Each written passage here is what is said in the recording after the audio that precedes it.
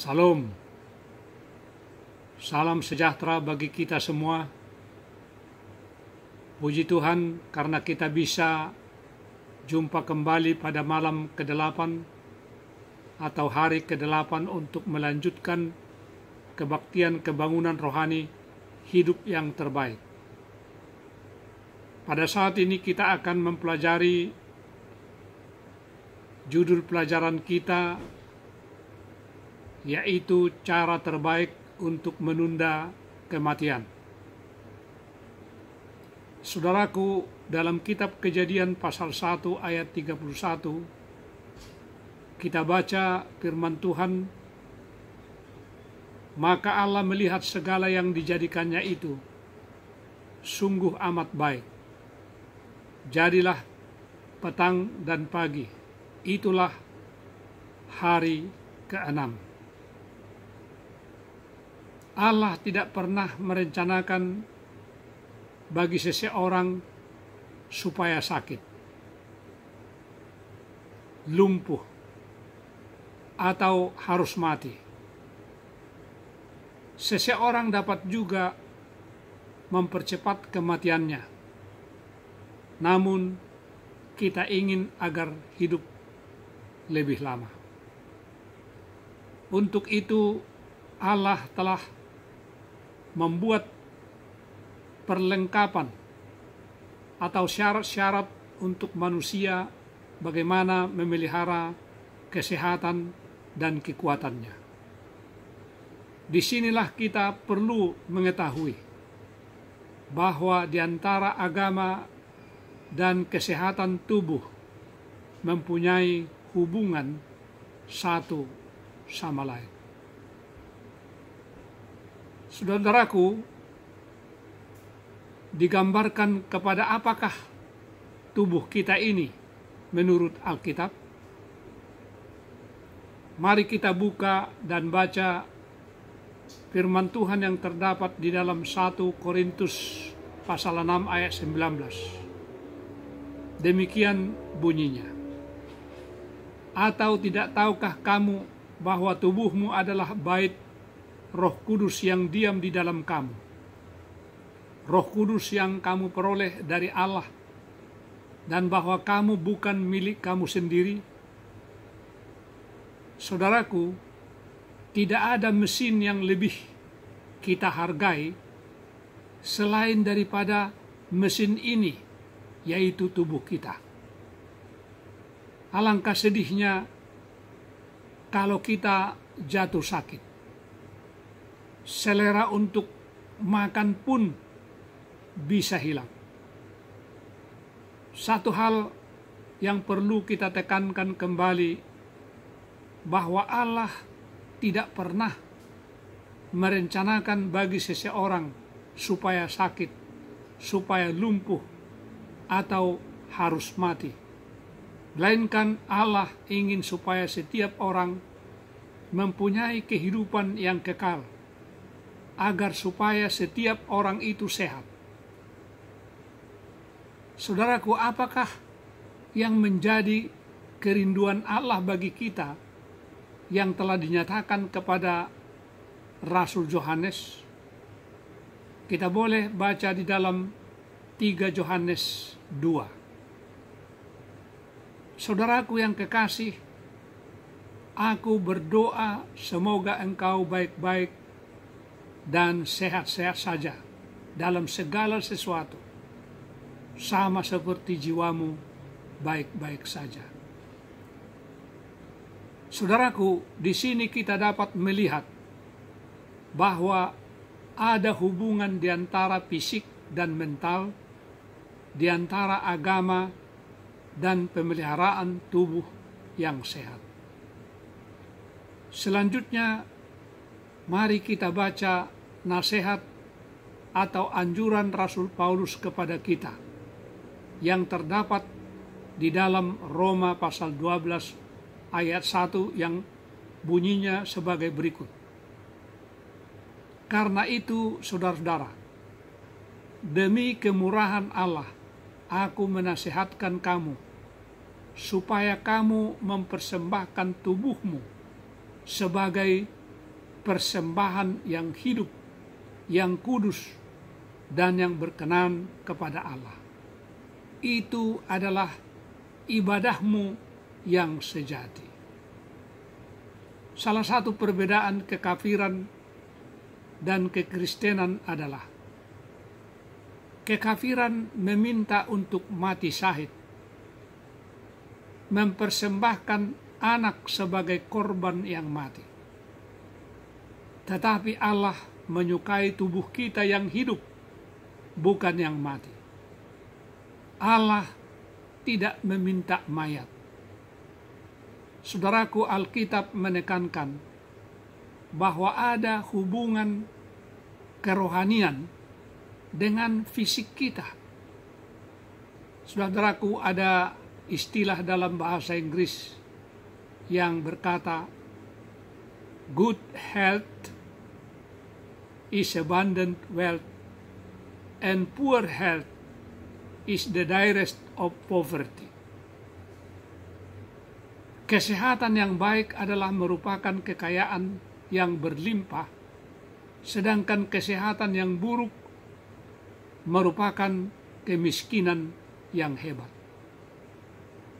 Tepatlah bila dikatakan bahwa kesehatan itu lebih berharga daripada emas, karena jauh lebih baik memperoleh makanan yang sederhana tetapi sehat daripada memiliki 1000 tambang emas tetapi menjadi korban penderitaan penyakit, namun akhirnya harta tersebut habis juga. Saudaraku yang kekasih dalam Tuhan, penyakit begitu banyak pada zaman ini. Menurut perkiraan, lebih daripada 72.600.000 orang yang sedang sakit di seluruh dunia setiap hari, karena manusia sering tidak mengindahkan hukum-hukum kesehatan. Ada lagi pepatah dalam bahasa Inggris berkata, let us eat and drink, for tomorrow we die. Marilah kita makan dan minum, karena besok kita akan mati. Saudaraku, pepatah ini kelihatannya sudah menjadi hukum kehidupan orang banyak dewasa ini. Seperti halnya manusia pada zaman Nuh, cara kehidupan mereka adalah makan dan minum, bukan untuk kekuatan dan kesehatan, tetapi untuk bermabuk-mabuk.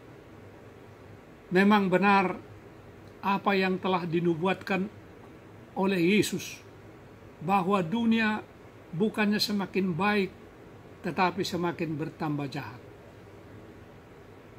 Satu pertanyaan yang kita mungkin tanyakan, apakah benar bahwa setiap yang manusia makan, yang manusia minum dan isap itu adalah mempengaruhi agama atau kepercayaannya?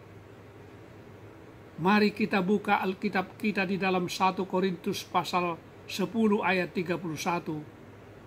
Aku menjawab, jika engkau makan atau jika engkau minum, atau jika engkau melakukan sesuatu yang lain, lakukanlah semuanya itu untuk kemuliaan Allah.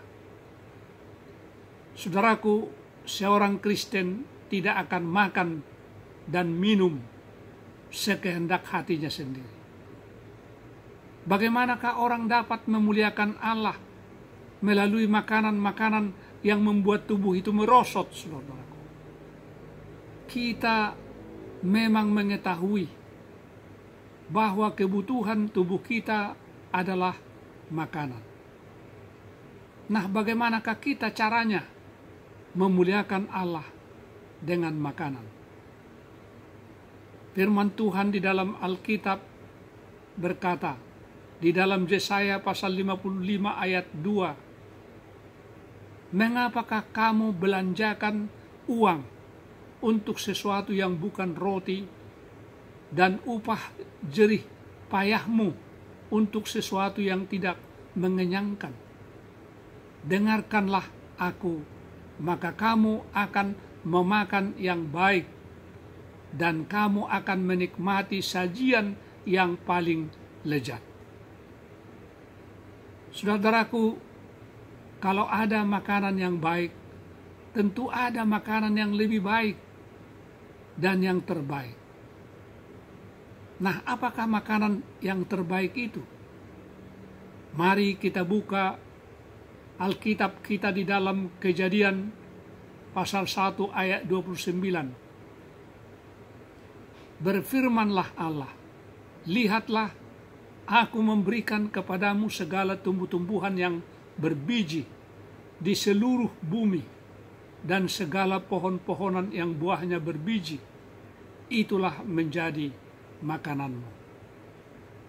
Makanan buah-buahan, inilah makanan manusia sebelum berdosa, yang kita sebut sebagai makanan kelas 1. Kemudian manusia jatuh ke dalam dosa, dan manusia diberikan lagi makanan kelas 2. Apakah makanan kelas 2 yang dimaksud, saudara-saudaraku? Firman Tuhan berkata di dalam Kejadian pasal 3 ayat 18, semak duri dan rumput duri yang akan dihasilkannya bagimu, dan tumbuh-tumbuhan di padang akan menjadi makananmu. Jadi makanan kelas 2 adalah sayur-sayuran. Namun manusia lama, sebagai kita tidak tahan untuk memakan makanan yang dianjurkan sebagai makanan manusia yang pertama, makanan manusia yang mula-mula. Manusia lama-kelamaan bertambah jahat, sehingga Allah mendatangkan ataupun membuat air bah. Pada saat itu Allah mengizinkan manusia untuk memakan makanan kelas 3, yaitulah daging. Ini terjadi setelah air bah. Tetapi ada daging yang baik dan daging yang tidak baik, ataupun yang kita kenal dengan ada makanan haram dan yang halal. Tuhan memerintahkan kepada Nuh di dalam Kejadian 7 ayat 2. Firman Tuhan berkata, dari segala binatang yang tidak haram haruslah kamu ambil 7 pasang, jantan dan betinanya. Tetapi dari binatang yang haram 1 pasang, jantan dan betinanya. Saudaraku, inilah binatang-binatang yang masuk ke dalam bahtera Nuh. 7 pasang binatang yang halal dan 1 pasang atau 2 ekor binatang yang haram. Ada beberapa petunjuk menurut Alkitab tentang mana makanan yang halal dan mana yang haram. Di dalam Imamat pasal 11 ayat 2 sampai dengan ayat 7, kemudian ayat 8 dan ayat 9 sampai ayat 12 disebut demikian. Katakanlah kepada orang Israel begini, inilah binatang-binatang yang boleh kamu makan dari segala binatang berkaki 4 yang ada di atas bumi. Setiap binatang yang berkuku belah, yaitu yang kukunya bersela panjang dan yang memamah biak, boleh kamu makan. Tetapi inilah yang tidak boleh kamu makan, dari yang memamah biak atau dari yang berkuku belah, unta, karena memang memamah biak tetapi tidak berkuku belah, haram itu bagimu. Dan dalam ayat 5 sampai dengan ayat 7 disebut juga yang tidak boleh atau merupakan makanan yang haram, seperti pelanduk, kelinci, dan babi. Dalam ayat 8 dikatakan, daging binatang-binatang itu janganlah kamu makan, dan bangkainya janganlah kamu sentuh. Haram semuanya itu bagimu. Kemudian di dalam ayat 9 sampai dengan ayat 12 dikatakan, inilah yang boleh kamu makan dari segala yang hidup di dalam air, segala yang bersirip dan bersisik di dalam air, di dalam lautan, dan di dalam sungai. Itulah semuanya yang boleh kamu makan. Tetapi segala yang tidak bersirip atau bersisik di dalam lautan dan di dalam sungai, dari segala yang berkeriapan di dalam air, dan dari segala makhluk hidup yang ada di dalam air, semuanya itu kejijikan bagimu. Saudaraku, sesungguhnya haruslah semuanya itu kejijikan bagimu. Ini yang ditekankan di dalam ayat ini. Dagingnya janganlah kamu makan, dan bangkainya haruslah kamu jijikkan. Segala yang tidak bersirip dan tidak bersisik di dalam air adalah kejijikan bagimu. Saudaraku, tanda-tandanya harus dua, yaitu memamah biak dan kukunya terbelah dua. Kelinci tidak boleh dimakan, dan juga babi. Mengenai babi, saudaraku, menurut seorang dokter yang bernama Dr. Gould, dalam bukunya yang berjudul Journal of the American Association, menyatakan, saudaraku, bahwa 36% orang-orang yang memakan daging babi kena infeksi oleh cacing skenosis yang bersembunyi dalam daging babi tersebut, yang meskipun dimasak, cacing yang tidak dapat dilihat dengan mata telanjang itu tidak akan mati. Saudaraku yang kekasih, penglihatan Rasul Paulus dalam buku Kisah Para Rasul pasal 10 sering dijadikan alasan untuk mengatakan bahwa babi sekarang sudah halal dan cocok untuk makanan.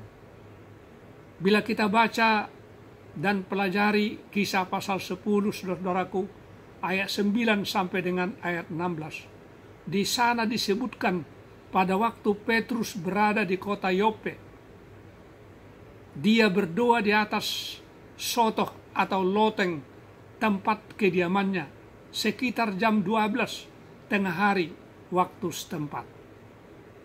Petrus melihat saat itu langit terbuka dan turunlah sesuatu yang seperti kain yang besar terulur sampai ke tanah dan mempunyai 4 sudut. Di dalamnya terdapat segala jenis binatang yang berkaki 4 dan yang melata di bumi dan burung di udara. Kemudian datanglah suara kepadanya, "Hai Petrus, bangkitlah engkau, sembelilah lalu makan." Jawab Petrus, saudara-saudaraku, "Tidaklah demikian ya Tuhan, sebab belum pernah hamba memakan barang yang haram dan najis." Kemudian jawab suara itu, "Barang yang dihalalkan Allah, janganlah engkau haramkan." Saudaraku, hal itu berlangsung sebanyak 3 kali. Kemudian barulah barang itu terangkat kembali ke langit. Padahal arti yang sebenarnya akan dapat kita ketahui apabila kita membaca keseluruhan dari Kisah Para Rasul pasal 10 itu, dan jangan sebagian saja. Kemudian Petrus ketika itu bingung tentang arti khayal atau penglihatan itu.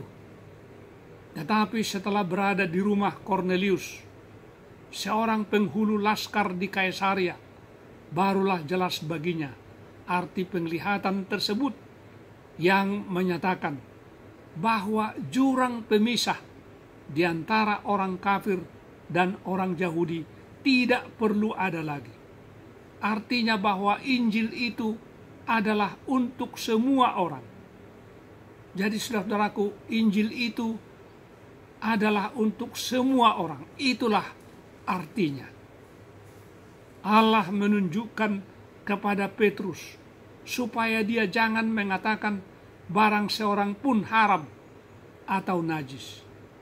Karena saat itu saudaraku, seorang Yahudi tidak halal bila bersahabat atau berbaur dengan bangsa asing. Sehingga yang menjadi judul khotbah Petrus pada saat itu adalah Allah tidak menilik atas rupa orang.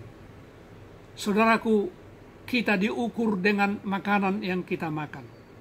Dan makanan itu dapat menghalangi keselamatan. Mari kita buka dan baca Yesaya 66 ayat 15 sampai dengan ayat 17. Sebab sesungguhnya Tuhan akan datang dengan api, dan kereta-keretanya akan seperti puting beliung untuk melampiaskan murkanya dengan kepanasan, dan hardiknya dengan nyala api. Sebab Tuhan akan menghukum segala yang hidup dengan api dan dengan pedangnya, dan orang-orang yang mati terbunuh oleh Tuhan akan banyak jumlahnya. Mereka yang menguduskan dan mentahirkan dirinya untuk taman-taman dewa dengan mengikuti seseorang yang ada di tengah-tengahnya, yang memakan daging babi dan binatang-binatang jijik serta tikus, mereka semuanya akan lenyap sekaligus. Demikianlah firman Tuhan. Saudaraku, bagaimana dengan minuman? Prinsipnya ada tertulis di dalam Ulangan 29 ayat 18. Sebab itu janganlah di antaramu ada laki-laki atau perempuan, kaum keluarga atau suku yang hatinya pada hari ini berpaling meninggalkan Tuhan Allah kita untuk pergi berbakti kepada Allah bangsa-bangsa itu. Jangan di antaramu ada akar yang menghasilkan racun atau ipuh. Jadi kita garis bawahi, janganlah di antaramu ada akar yang menghasilkan racun atau ipuh. Artinya, jangan dibiarkan tumbuh di halaman rumahmu tumbuh-tumbuhan beracun. Seperti apakah itu? Yaitulah teh dan kopi. Karena itu mengandung racun teine dan kafein. Kopi mempunyai efek yang cepat yang dapat menimbulkan suatu tenaga yang tidak alamiah. Meskipun perasaan kita lelah, maka oleh racun kafeinnya memaksa kita untuk tetap bangun atau dapat merangsang kita. Penggunaan kopi akan mengakibatkan jantung berdebar-debar dan bisa mengiritasi atau mengikis lambung kita. Efek satu mangkok teh sama dengan satu mangkok kopi. Itulah sebabnya kita lebih baik minum air putih saja. Saudaraku, bagaimanakah tentang minuman keras atau alkohol? Kita baca Amsal 20 ayat 1. Anggur adalah pencemooh, minuman keras adalah peribut. Tidaklah bijak orang yang terhuyung-huyung karenanya. Sudah barang tentu anggur yang dimaksud di sini adalah wine atau anggur yang sudah beralkohol, bukan grape juice atau jus anggur. Mungkin Anda bertanya, apa salahnya kalau saya mabuk, saudaraku? Apa salahnya kalau saya mabuk? Di dalam 1 Korintus pasal 6 ayat 10 dikatakan, demikian.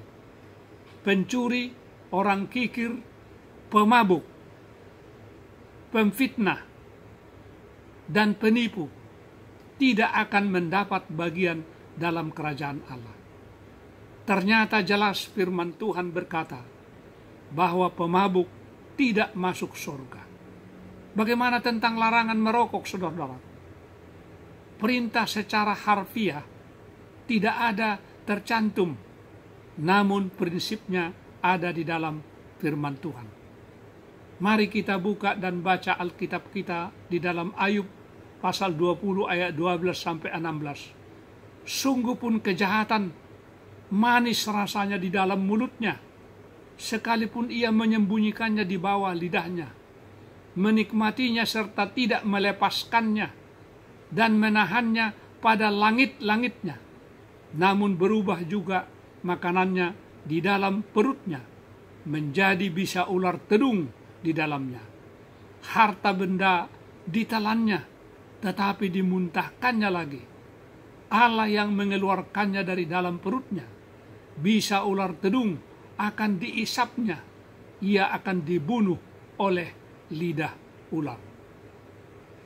Saudaraku yang kekasih, inilah yang berhubungan dengan rokok. Rokok itu tidak berfaedah untuk kesehatan kita, saudaraku. Setiap batang rokok yang diisap itu dapat mempersingkat usia 24 menit. Bahkan 34 menit. Satu pak 24 jam satu hari. Saudaraku, asap yang mengandung nikotin dan karbon monoksida yang diisap membatasi oksigen 15% masuk ke dalam paru-paru kita. Menurut statistik, 1 di antara 10 orang yang merokok akan meninggal karena diakibatkan kanker paru-paru. Si perokok yang menghentikan rokok. Hal ini, saudaraku, sangat bermanfaat dan mengurangi kematian dan membuat kesehatan kita terpelihara dengan baik. Saudaraku, mungkin Anda bertanya, bukankah para guru besar, guru besar atau profesor, dan para dokter semua merokok? Nah, untuk pertanyaan ini apakah jawaban kita? Sebenarnya mereka itu seharusnya tidak merokok, karena mereka sudah mengetahui akan bahayanya. Kemudian ada yang berkata, bukankah nenek saya merokok juga? Mengapa bisa mencapai usia 90 tahun? Apa yang menjadi jawaban kita? Jawabannya ialah, jika seandainya dia tidak merokok, mungkin umurnya lebih panjang lagi. Saudaraku, jangan marah kepada saya, tetapi marahlah kepada Alkitab, karena firman Tuhanlah yang menyatakannya kepada kita, dan itu untuk kebaikan kita. Kita tentu menginginkan hubungan yang tetap baik. Kalau demikian, apakah yang harus kita perbuat, saudaraku? Kita buka Alkitab kita di dalam Roma pasal 6 ayat 12 yang berbunyi demikian, sebab itu hendaklah dosa jangan berkuasa lagi di dalam tubuhmu yang fana, supaya kamu jangan lagi menuruti keinginannya. Artinya di sini, jangan dosa yang memerintah, atau jangan sampai selera yang mengendalikan kita, melainkan kitalah yang mengendalikan akan selera itu. Saudaraku yang kekasih dalam Tuhan, apakah saudara menyadari bahwa tubuh kita ini bukanlah milik kita, melainkan adalah milik Allah? Bersediakah saudara untuk memelihara kesehatan tubuh dengan cara yang diajarkan oleh firman Tuhan, seperti yang kita pelajari pada saat ini? Bila mana saudara bersedia, Saudaraku, angkatlah hati saudara dan katakan, "Ya Tuhan, saya berjanji akan memelihara kesehatan fisik saya sesuai dengan nasihat firman-Mu." Dan berdoalah saudara-saudaraku. Dan saya juga akan berdoa buat saudara. Kiranya berkat Tuhan akan menjadi bahagian kita. Amin.